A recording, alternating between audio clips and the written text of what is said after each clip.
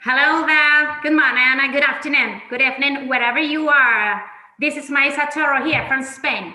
I'm so delighted to present the next and last keynote of this edition of Agile Trends. Pia-Maria Thorén is the author and the founder of Agile People. She specializes in helping companies move towards a culture of increased agility through agile human resources, agile leadership, and motivation.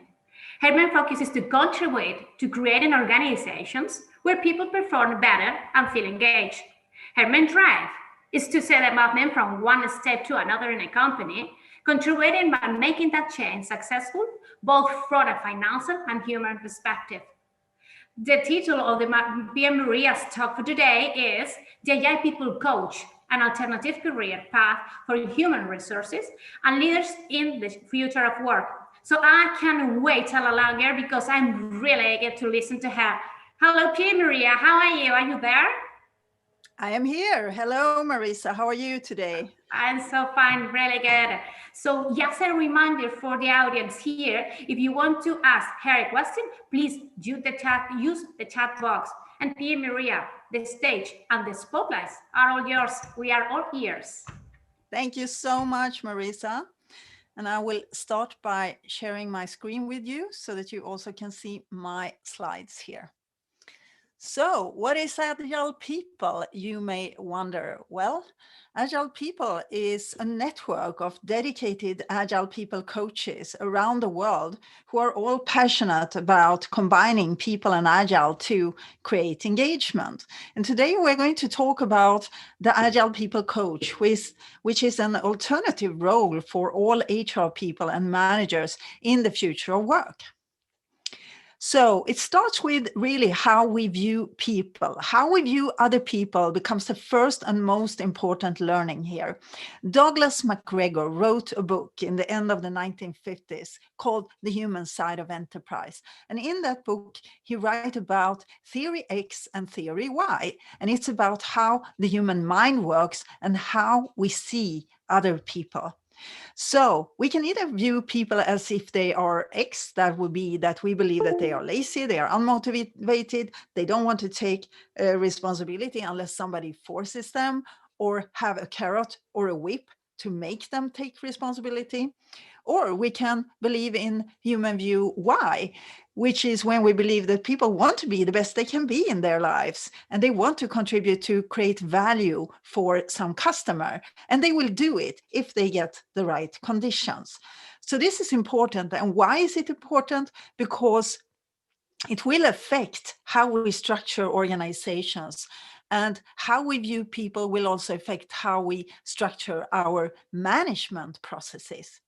It all starts here. How do we view other people? What kind of structures we believe that we need to build to set them up for success?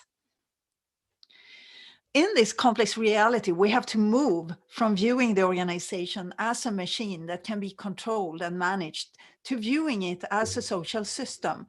People are not cogs in a machinery. They have, feelings, dreams, challenges, thoughts, and cannot be controlled really. So people are not robots. They are complex, adaptive systems that work from intrinsic motivation. That means that we need to stop to see people as resources and view them as the living organisms that they really are, who we need to treat differently to work optimally. No standardization, no boxing people with labels or grades anymore, just skills to understand better what makes each person tick and what makes them move in that direction that you want them to move in because they want to from intrinsic motivation, not because they have to. To create this well-functioning social system is a very complex task, and we need to use a lot of more experimentation and trial and error for it to work. There are no recipes for success here, and Agile is definitely not the silver bullet. So what do you need to do to make a person function optimally? You need to care about their basic psychological needs, and these are different for all people out there. I have written 3 books about the topics of Agile HR, Agile leadership, and human motivation at work. And this is the first one that came out in 2017. The second book is a picture book with 220 illustrations that complement the message from the first book. This book is available for free download. If you want it, contact me and I will make sure you get it.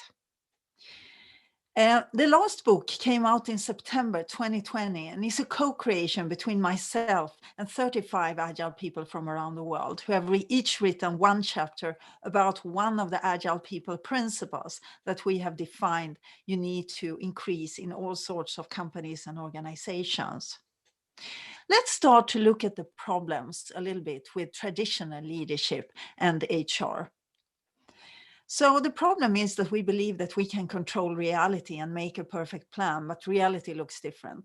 So the problem here is that the world is not predictable anymore, and we need feedback regularly from reality to make the right choices along the way. So instead of making that perfect plan that we already know before we start will not happen, you could say that in Agile, you accept reality as it is and you adapt to it. Another problem is that we are focusing too much on the shareholder value when we should focus first on the customer value and the employee satisfaction. Happy employees serve customers, and happy customers will lay the foundation for a profitable organization that can deliver value to the shareholders. But this is a consequence of the value creation happening between employees and customers. So, I think when you focus on the value creation, profit will be the consequence. Value comes first and profit follows. We need profit to survive as a company. We can learn this lesson from Frederick Laloux. He writes in his book that profit is like the air we breathe. We need air to live, but we don't live to breathe. So that's not the reason why we run the company. And the reason we run the company is to create value for some customer. And for HR, customers are managers and employees. Another problem we have is that our organizational system is not making it easy for us to perform. Instead, the system often is limiting us, putting obstacles in the way for great performance and letting people be themselves and perform from their abilities. Think about it. A good system can make a mediocre person fantastic, and a bad system can make a high performer perform really bad.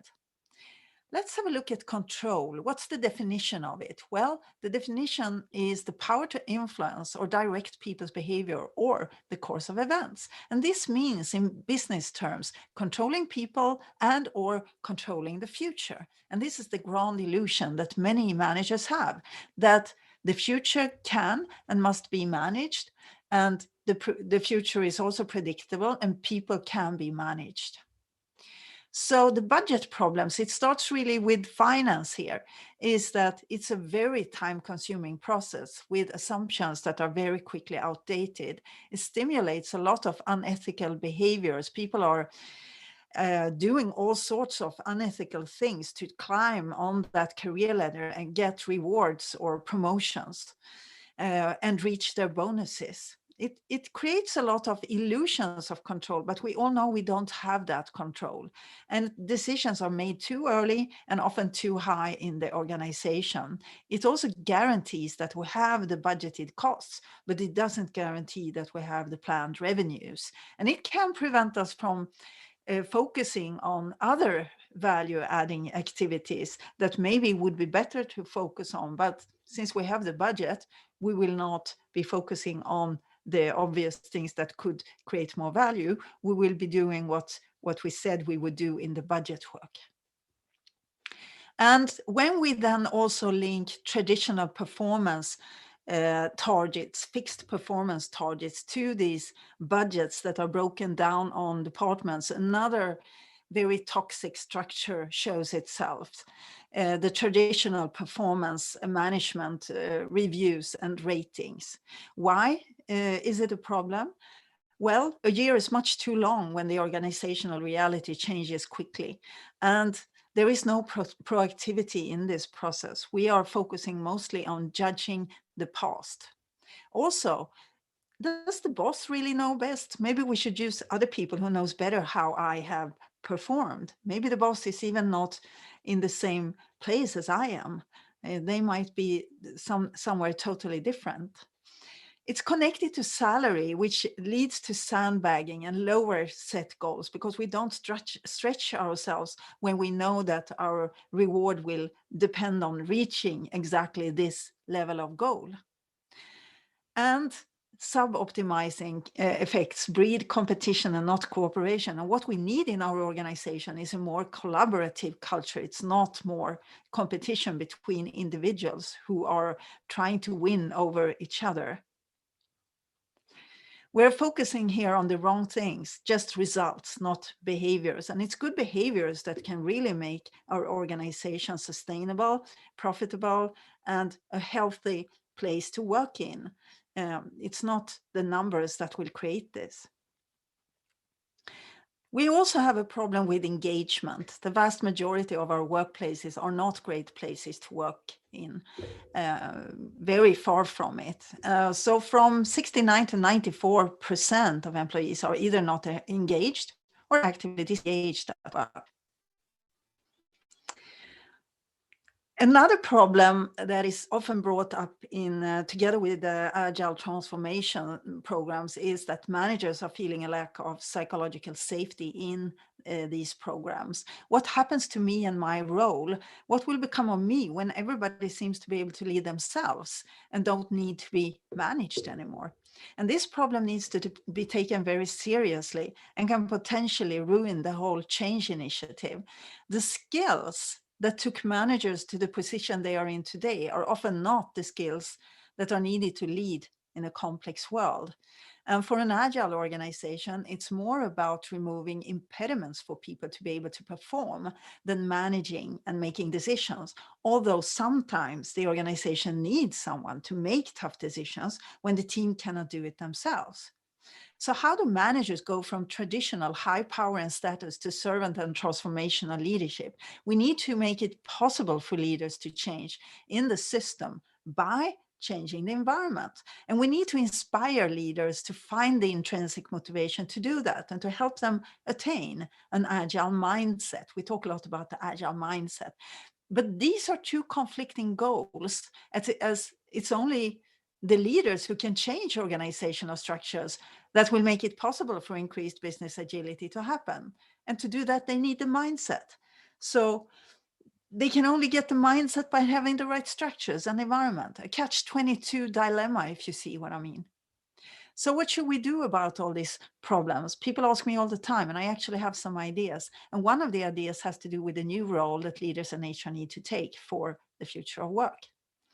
The Agile People Coach is a new role that more and more people discover. And we created this new role because we believe it will be crucial for HR and leaders to change their role fundamentally to support their organizations and the people to be able to increase agility in all corners of an organization. Leaders and HR need to go first in the change. The Agile People Coach is a role where you use many different competencies and you become more T-shaped depending on where you come from. You can come from HR, you can come from leadership, or you can come from an Agile coach role when you step into the Agile People Coach role.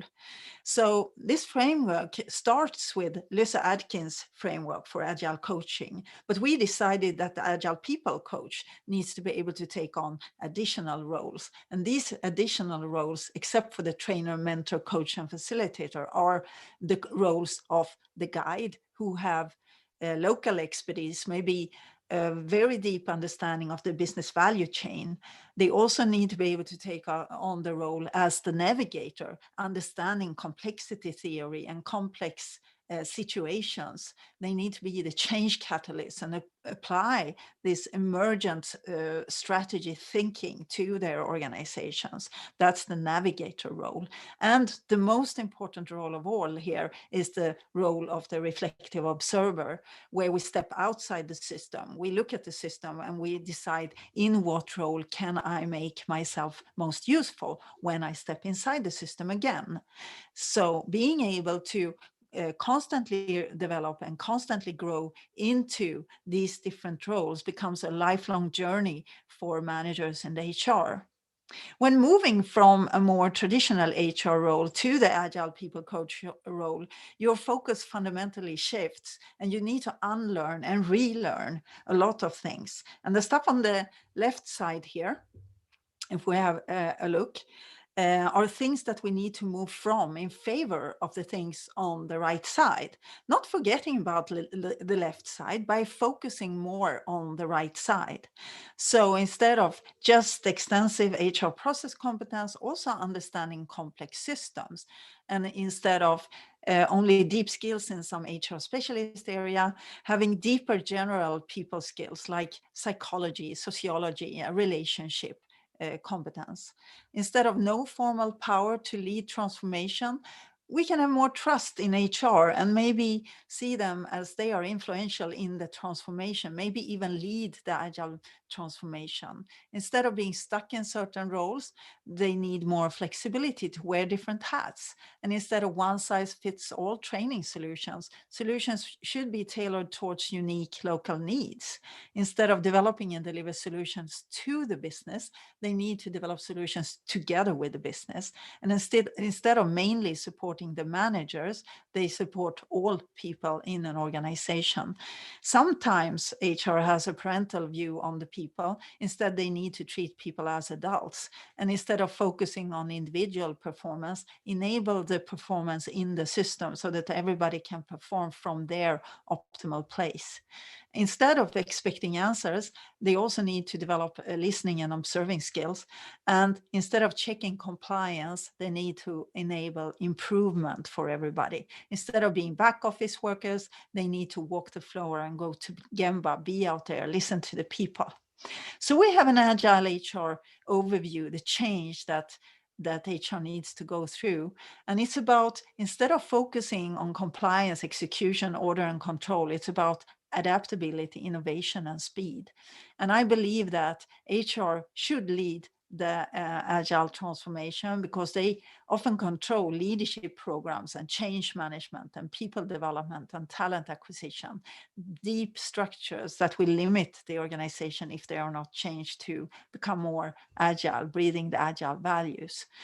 Job descriptions are become boxes for standing on, not living in, and we don't put people in boxes, label them, and say you can't get out of the box.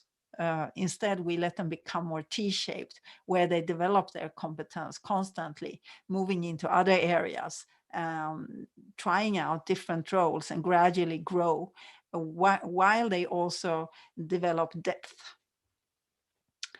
Agile people leadership, how does that change? Well, we move from managing performance, where we are telling people what to do, to enabling performance, creating the conditions in the system. So this is the Chief Enabling Officer, the CEO of today.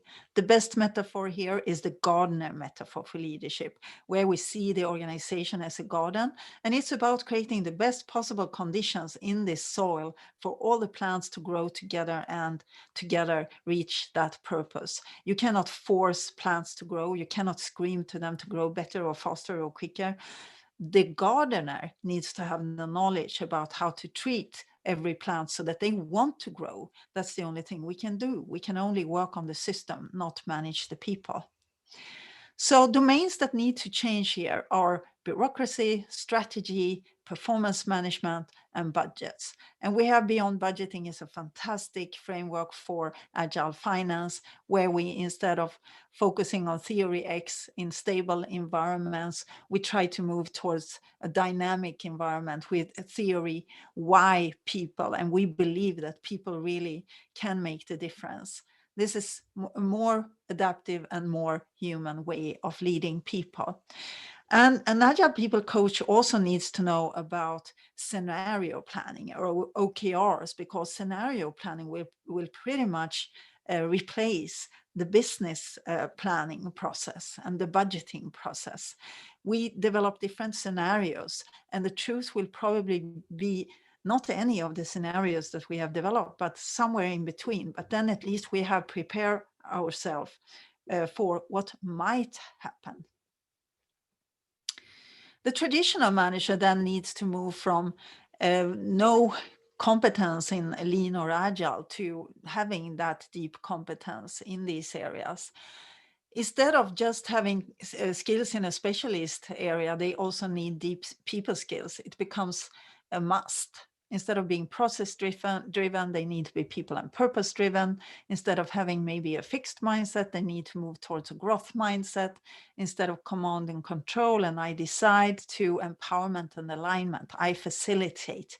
Instead of focusing on numbers, we focus on the people. Instead of artificial harmony, we move towards healthy conflict. Instead of telling what to do, we storytell to inspire action. And instead of judging employees in ratings, we coach employees to perform better. Instead of optimizing locally, we move towards global optimization, optimizing for the whole, avoiding sub-optimization. And instead of deciding about career paths, we mentor growth in whatever direction. Instead of working with carrots and sticks, we talk about intrinsic motivation and form dialogues about it. And instead of decision delay, we foster decentralized decision making. And instead of speaking and proposing, we can frame, probe, and listen. So we cannot do it alone. HR cannot do it alone. The finance people cannot do it alone. Other managers cannot do it alone. To remove the limiting structures, change the culture, and start collaborating, we need to join forces. So that's why we need to span boundaries in the system. And the most important task here for HR managers becomes to support their people to develop and grow, and removing impediments for people to be able to perform, not telling them what to do. Clear boundaries and a common direction will guide people to understand what is needed from them. After all, your people are skilled adults. They have homes, loans, they raise families, they take great responsibility in their private lives, and they can also do that at work if you let them and if you help them to understand how. When we work with Agile, we don't follow any recipes. There are no recipes or best solutions that always work.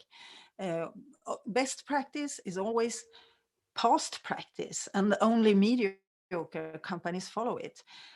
Instead, we say that, yes, we have some tools, we have some values, we have principles that we need for guidance and for changing behaviors, creating new tiny habits to move us in a common direction.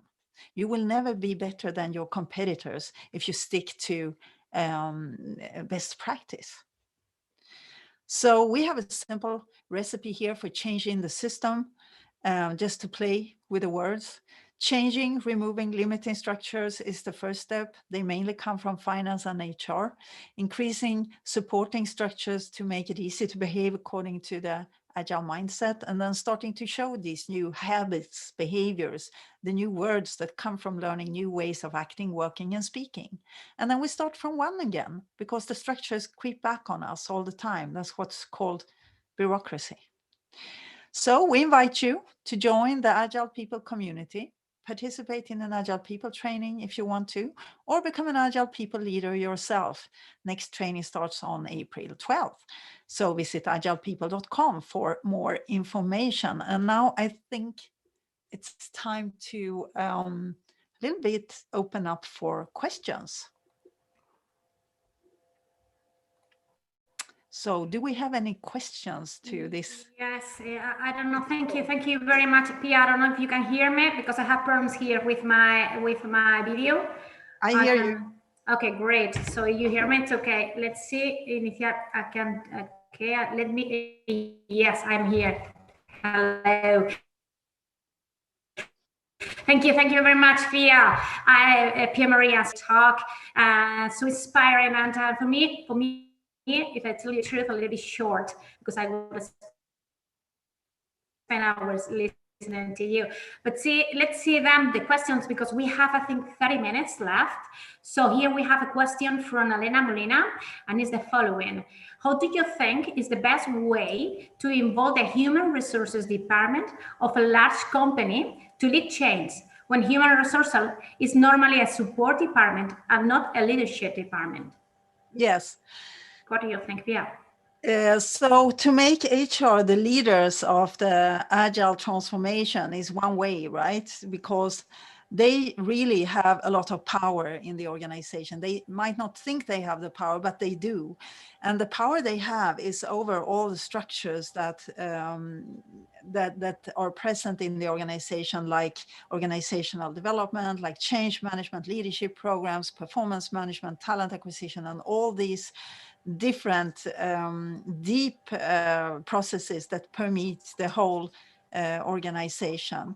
So if we're working in a transformation project and we still keep those structures, nobody will be able to change. So by lifting up HR, making them part of the change initiative and letting them start to work in agile ways, also bringing awareness to the HR team is extremely important. Also that the HR team train agile ways of working and learn new ways of working inside HR, but also about agile organization and how they can work with employees and managers to help them to change and attain more agile mindsets.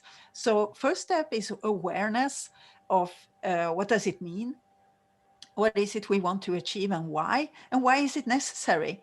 Involving HR in this, also then making sure they get the correct training, where they get tools, methods, and everything else to start experimenting on themselves, because it's very good always to start with yourself, be the change you want to see. Then they start to go to Gemba, as we say in Lean. You go out in the organization and you talk to the people, you try to understand the business, and you try to together with the employees and managers, develop user stories that you then can use to guide what is it that they expect from you as HR. You can also create user stories within HR, and then you visualize your work. You start to work with Kanban boards, you work with the Agile HR team, and you gradually increase your understanding for agile ways of working and acting and behaving and attain new habits gradually.